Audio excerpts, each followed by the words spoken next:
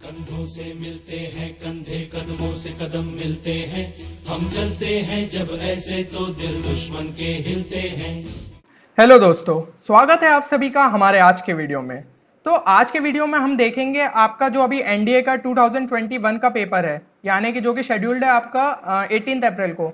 तो उसके लिए आपको मैं कुछ शॉर्ट ट्रिक्स बताऊंगा और ये शॉर्ट ट्रिक्स मैं अप्लाई करने जा रहा हूँ आपका जो एनडीए का 2020 का पेपर हुआ था उसी के क्वेश्चंस के अंदर। तो इससे आपको पता चलेगा कि इस टाइप के एनडीए में क्वेश्चंस पूछे जाते हैं और आप उसको इजीली शॉर्ट ट्रिक्स के थ्रू कर सकते हैं। इसमें मैं कम से कम फॉर्मूलेस यूज करूंगा और ज्यादा से ज्यादा ट्रिक्स को इन्वॉल्व करूंगा ताकि आपको मतलब पता चले कि आप स्पीड कैसे इंक्रीज कर सकते हैं और एनडीए का पेपर इजीली सॉल्व कर सकते हैं। क्योंकि एनडीए का पेपर जो है यार पूरा स्पीड का खेल है। हमें 120 क्वेश्चंस करने रहते हैं 150 मिनट्स के अंदर, यानी क्वेश्चन की लेवल ऑफ डिफिकल्टी इजी रहती है बट क्वेश्चंस को जल्दी जल्दी करना है।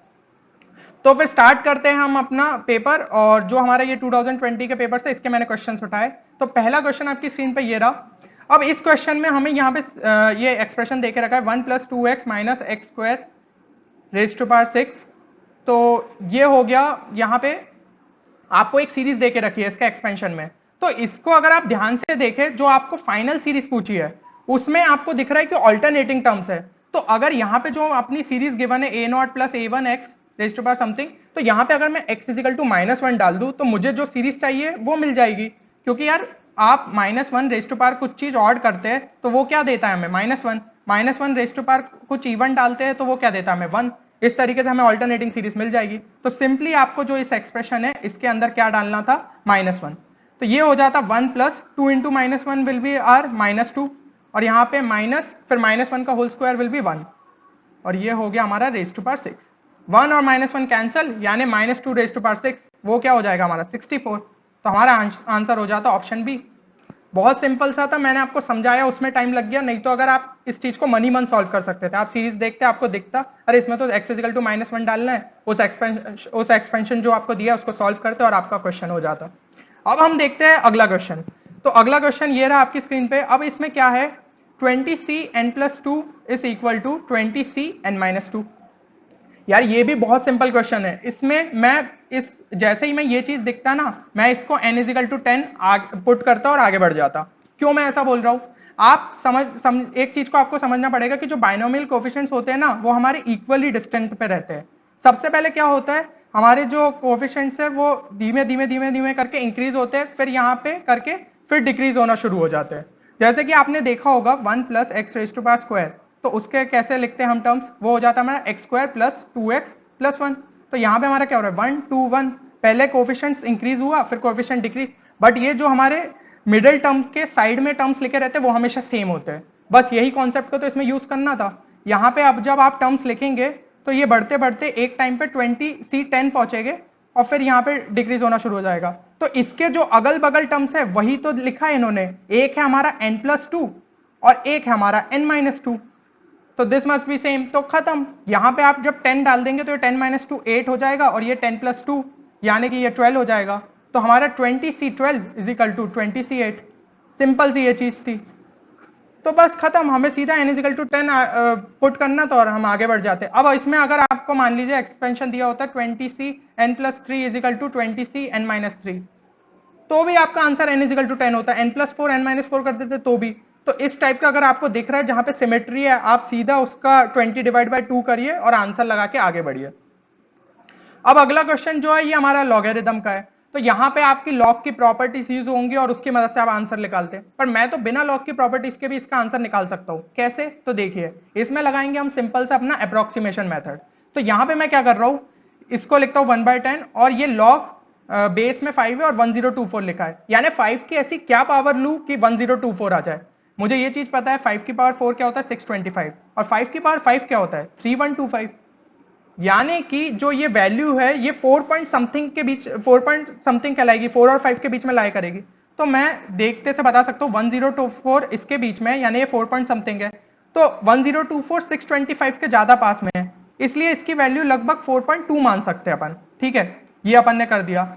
ये एक मैं अप्रोक्सीमेट ले रहा हूं, तो हो सकता है आप 4.25 कुछ भी ले लीजिए, पर मैं तो अपने देखना आप, क्योंकि ऑप्शंस बहुत दूर दूर है 0 1 2 3, इसलिए अपन अप्रोक्सीमेशन ले सकते हैं।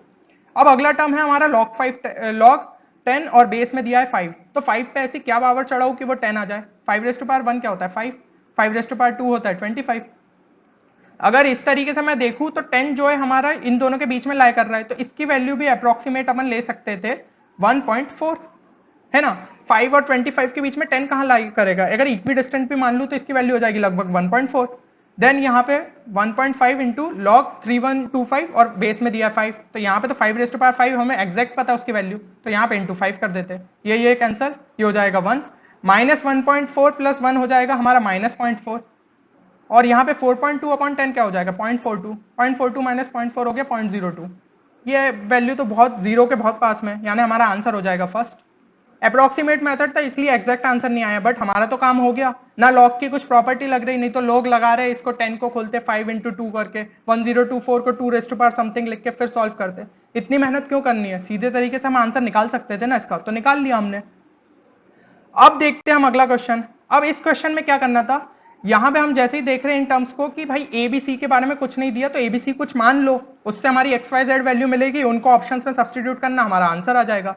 तो एबीसी को यार लोग ये मत करना कि 1 मान लिया, क्योंकि भैया पता है हमें कि जो लॉग का बेस है वो 1 ले नहीं सकते, तो हम ऐसी वैल्यूज लेंगे एबीसी कि वो एक तरीके से जीपी में हो। क्यों जीपी में हो, क्योंकि हमें पता है 2 रेस्ट टू पावर 2 4 होता है, 2 रेस्ट टू पावर 3 8 होता है, तो इस तरीके से तो लॉग में अपन को वैल्यू डालने में आसानी होगी।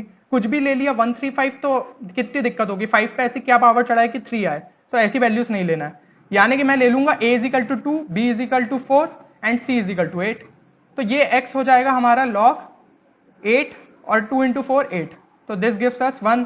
y क्या हो जाएगा हमारा log 2, b इंटू c हो जाएगा 32, तो this gives us 5। z is equal to log यहाँ पे 4, c इंटू a हमारा गिव्स अस 16, तो ये हो जाएगा 2, खत्म। X y z is equal to 1, 1 into 5 into 2, नहीं भैया वो 1 नहीं है, a तो कैंसिल हो गया। b क्या दिया है x plus y z is equal to 1, वो भी नहीं है। देन c ऑप्शन क्या दिया है 1 अपॉन 1 प्लस एक्स, तो 1 अपॉन 1 प्लस एक्स हो जाएगा 1/2, 1 अपॉन 1 प्लस वाई हो जाएगा 1/6 प्लस 1 अपॉन 1 प्लस जेड हो गया 1/3, तो ये क्या हो गया 1/2 प्लस 1/3 5/6, 5/6 प्लस 1/6 ये हो गया 1। अरे भाई ये तो सेट हो गया ऑप्शन सी हमारा आंसर है। ऑप्शन डी को भी आप चेक कर लीजिए, वो फिट नहीं करेगा क्योंकि वो स्क्वायर दिया है, मैं देखते से समझ रहा हूँ कि 1/4 1/36 और 1/9 है वो नहीं होंगे इक्वल टू 1, तो हमने डी ऑप्शन भी हमारा कैंसिल हो जाएगा, हमें ऑप्शन सी मिल गया। ये कितना सिंपल मेथड था, यहाँ पे आप नहीं तो लॉग की प्रॉपर्टीज लगा रहे उसकी मदद से खोल रहे, फिर एक्स वाई जेड के हिसाब से सेट कर रहे, बहुत टाइम लग जाता। यहाँ पे कुछ वैल्यूज यार अज्यूम करके चलोगे तो पेपर में बहुत आसानी होने वाली है। अब हम अगला क्वेश्चन देखते हैं, तो इसमें दिया है कि x जो है हमारा 1.5 से 4.5 के बीच में है, और वो इक्वल भी रह सकते हैं ना, 1.5 और 4.5 इंक्लूडेड उसमें। Then which one of the following is correct, तो भाई इधर कुछ x की वैल्यू मान लो ना और उसको ऑप्शंस में सेटिस्फाई करके देख लो। तो यहाँ पे मैं अगर x इजिकल टू 2 मान लूँ तो ये क्या हो जाएगा 2 इंटू 2 माइनस 3 ये 1, और 2 इंटू 2 माइनस 9 यहाँ पे मतलब नेगेटिव हो गया, तो ये जो पूरा पॉजिटिव इंटू नेगेटिव नेगेटिव, यानी ये टर्म नेगेटिव रहने वाला है, तो ए और सी तो ऑप्शन जो है हमारे वो तो अपने आप ही कैंसिल हो गए। अब आंसर बी या डी में से होगा, तो हमें बस ये चेक करना है कि इक्वल टू साइन आएगा कि नहीं आएगा।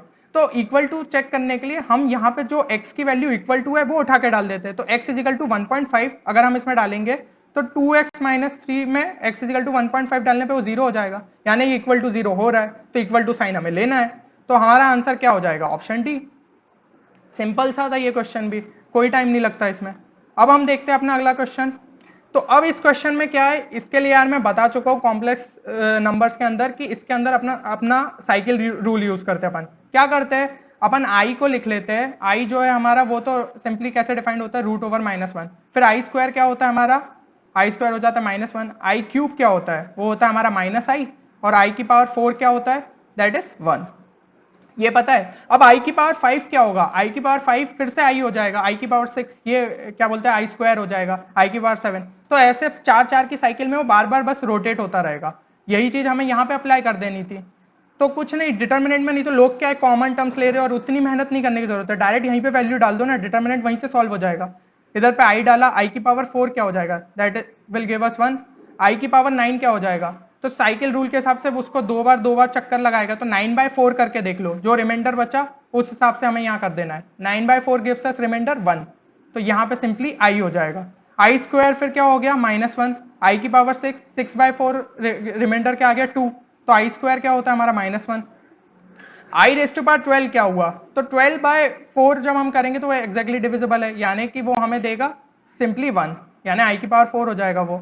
आई क्यूब क्या है, वो हो जाएगा -i, आई की पावर 8 वो भी 4 से डिविजिबल है, तो सीधा सीधा 1 हो जाएगा। आई की पावर 15 रिमाइंडर मिल रहा है 3, यानी कि हो गया आई क्यूब जो कि हमारा -i हो गया। अब बस इस डिटर्मिनेंट को हमें सॉल्व करना है, तो सिंपली सॉल्व कर लो, i इंटू -1 इंटू -i, ये हो जाएगा हमारा +i और -1, then minus of -1 into 1 into -i, तो वो हो गया हमारा -i और यहाँ पे भी -i, लास्ट में हो गया -i इंटू 1 इंटू 1 1 और i इंटू -1 ये -i, तो ये क्या हो जाएगा हमारा +i, ठीक है, माइनस माइनस प्लस हो गया।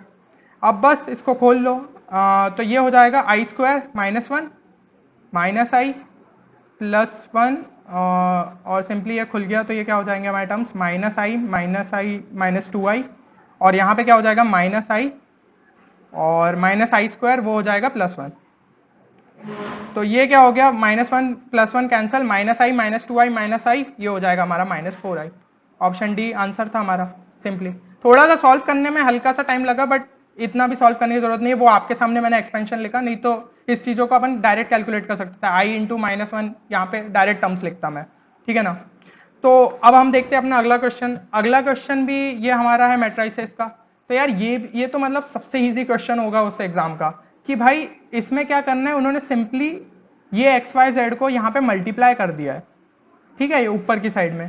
क्यों? क्योंकि a इंटू बी पूछा है, तो सिंपली अपन क्या करते हैं, जब अपन को ऐसा कोई एक्सपेंशन दिया है, इनटू सम टर्म्स करना है मल्टीप्लिकेशन, तो ये वाले टर्म्स को अपन जो कि वर्टिकल लिखे रहते हैं इनको हॉरिजॉन्टल लिख के क्रॉस मल्टीप्लाई कर देते। तो यही चीज हमने कर दी है, XYZ को ऊपर लग दिया। अब XYZ जो AHG से पहले मल्टीप्लाई होंगे, फिर HBF से मल्टीप्लाई होंगे GFC से, तो ये हमें मिल जाएंगे टर्म्स। तो सिंपली ऑप्शन सी जो था वो हमारा आंसर था। देखते से ही पहचान जाते हैं, XYZ यहाँ ऊपर मल्टीप्लाई कर देते AX + HY + GZ और उस हिसाब से बाकी भी तीनों मल्टीप्लाई होके दे देंगे हमें, तो यहाँ पे हमारा ऑप्शन सी आ जाता। तो इस क्वेश्चन में भी टाइम नहीं लगता आपको।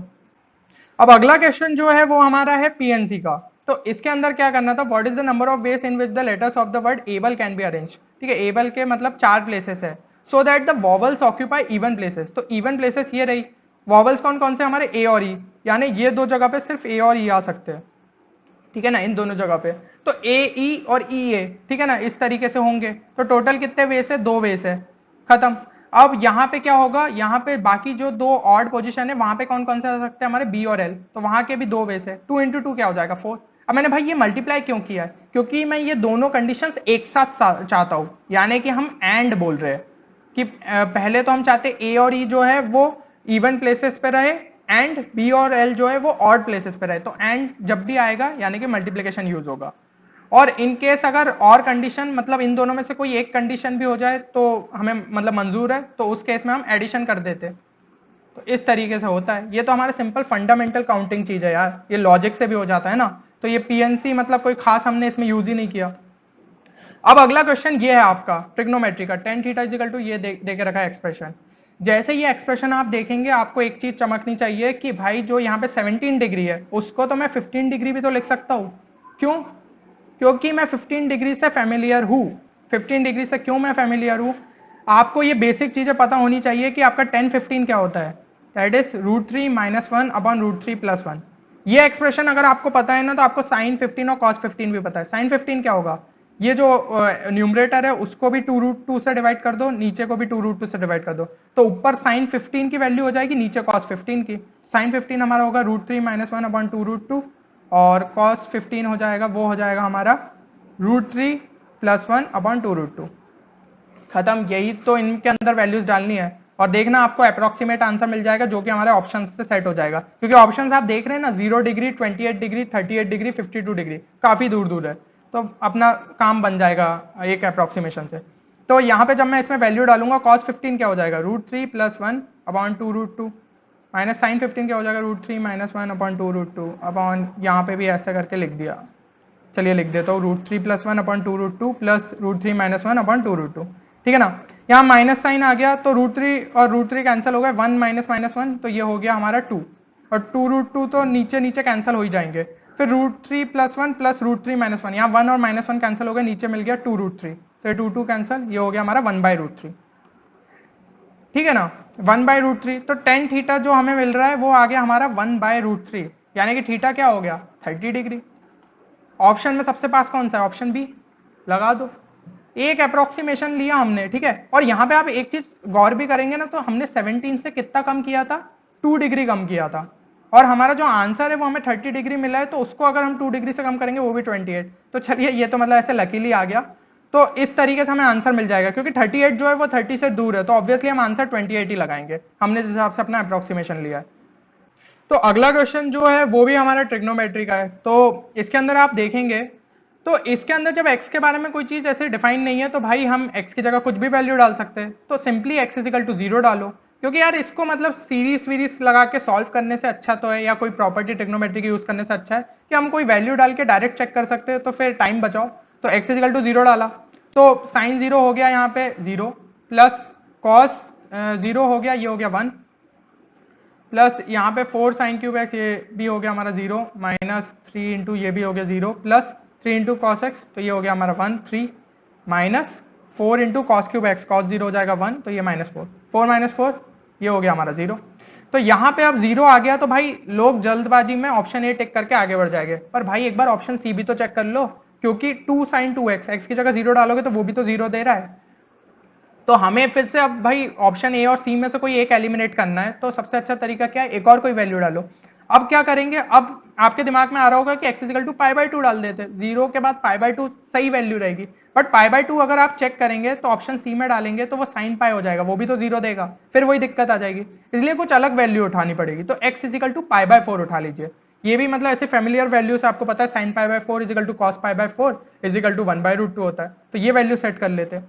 अब पहला टर्म क्या हो जाएगा, साइन 3π/4, तो सेकंड क्वाड्रेंट है, साइन पॉजिटिव रहेगा, ये 1/√2 हो गया, प्लस कॉस 3π/4, तो ये जो है सेकंड क्वाड्रेंट में कॉस नेगेटिव, माइनस 1/√2, ये कैंसिल हो गए, प्लस 4 साइन क्यूब एक्स, तो साइन π/4 1/√2, उसका क्यूब कर दिया 2√2, तो ये हो गया, फिर माइनस 3 साइन π/4, ये हो जाएगा 3/√2, प्लस 3 कॉस एक्स, तो 3 कॉस π/4 वो हो जाएगा 3/√2, ये और ये term cancel, minus 4 cos cube x, तो ये क्या हो जाएगा माइनस 4/2√2, ये और ये टर्म भी कैंसिल, इसने दे दिया भाई वैल्यू 0, यानी कि हमारा ऑप्शन ए सही है, क्योंकि अब ऑप्शन सी में जब आप π/4 डालेंगे तो वो वैल्यू हो जाएगी 2, यानी कि वो ऑप्शन तो हो गया एलिमिनेट, तो हमारा आ गया ऑप्शन ए। तो ये चीज का आपको ध्यान रखना है, अगर आपने एक वैल्यू डाली और उसके बाद मतलब वो ऑप्शन मैच हो गया, तो बाकी ऑप्शंस भी हमें चेक करने, हो सकता है कि उससे भी सेटिस्फाई हो ही जाए। अब इस केस में जब सेटिस्फाई हो गया तो फिर कोई एक नई वैल्यू डाल के ट्राई किए, जैसा कि हमने किया। अब हम देखते हैं अपना अगला क्वेश्चन, तो the value of ordinate of the graph of y is equal to 2 plus cos x lies in the interval. तो एक तो आपका वर्ड होता है एब्सिसा और दूसरा होता है ऑर्डिनेट। तो एब्सिसा काय के लिए यूज होता है, एब्सिसा आपके लिए यूज होता है आपके एक्स एक्सिस के जो है वैल्यूज, और जो आपका ये ऑर्डिनेट वाला टर्म यूज होता है ये काय के लिए होता है वाई एक्सिस के लिए, मतलब ये आपकी वाई वैल्यूज के लिए, ठीक है। एक्स एक्सिस लिख रहा हूं मैं, पर एक्स वैल्यूज और वाई की वैल्यूज। तो the value of ordinate of the graph of, यानी वाई की वो रेंज पूछ रहा है एक तरीके से, तो 2 प्लस कॉस एक्स, ये भी बहुत यार सिंपल सा क्वेश्चन है। कॉस एक्स की रेंज क्या होती है, -1 से 1, ठीक है, -1 से 1, तो 2 - 1 यहाँ पे क्या हो जाएगा, 2 प्लस -1 जो हो जाएगा वो हो जाएगा हमारा 1, 2 प्लस 1 क्या हो जाएगा 3, यानी हमारी वैल्यू जो है वो 1 से 3 के बीच लाई करेगी, ऑप्शन डी था आंसर, लगाओ टिक करो। यहाँ पे ऑर्डिनेट और एब्सिस आपको कुछ लोगों को कंफ्यूजन होता है, वो इसकी वजह से भी शायद क्वेश्चन छोड़ दे कि भाई क्या पूछ लिया, तो थोड़े टर्मिनोलॉजी पता होने चाहिए, ठीक है। तो अगला क्वेश्चन में हमें पूछा है what is the value of cos 48 degree minus cos 12 degree. यार सबसे पहले एक चीज बताओ, cos का ग्राफ कैसा बनता है, ऐसा, ठीक है। तो cos का ग्राफ जब ऐसा बनता है तो भैया हमारा जो 48 डिग्री है वो मान लीजिए यहाँ पे कहीं है, ठीक है, और 12 डिग्री हमारा यहाँ पे है।